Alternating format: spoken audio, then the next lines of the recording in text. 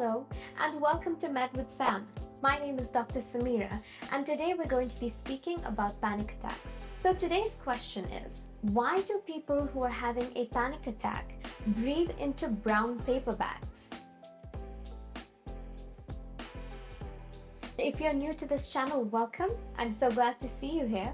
I am a doctor who likes to simplify medical concepts for everyone to understand. Everything I speak about is backed by scientific literature. You must have seen this in the movies. People who are experiencing a panic attack frantically search for a brown paper bag and they start breathing into it deeply.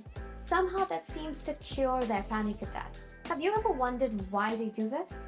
I am going to clear a very common misconception here. Breathing into that brown paper bag does not cure their panic or their anxiety that they are feeling. The brown paper bag is in no way a treatment for the mental torture that they are going through in that moment. Now, what the paper bag does, and remember, it can be any colored paper bag, and it cannot be a plastic bag. So what that paper bag does is that it helps to regulate the amount of oxygen and carbon dioxide that is flowing through the person's body. Let's take a look at someone who's breathing normally. When you inhale, you take in oxygen. The oxygen goes to the lungs, and the red blood cells pick up that oxygen.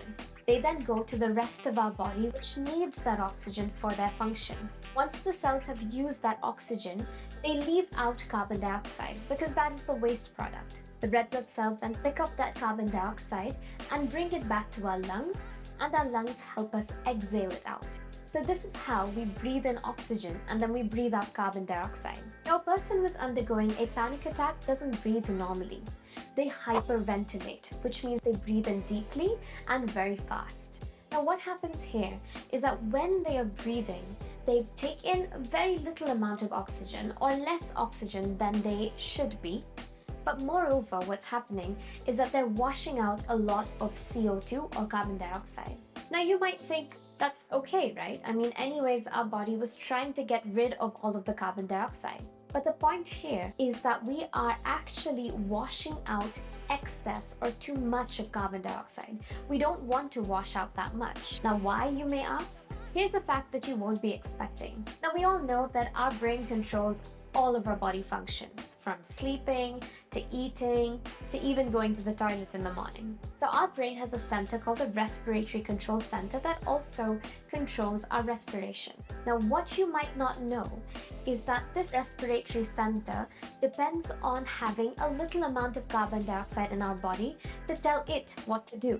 So it needs something called a driver of respiration so that it knows what to tell the lungs, how fast to breathe, how much to breathe, how deeply to breathe, and whether to breathe at all or not. And this driver of respiration is carbon dioxide. So can you imagine what would happen if our body was rid of all of the carbon dioxide? Our respiratory center might not be able to function properly, and we might risk having it completely shut down, and we might risk stopping our breathing entirely. This also partially explains the lightheadedness that you feel when you're blowing a balloon.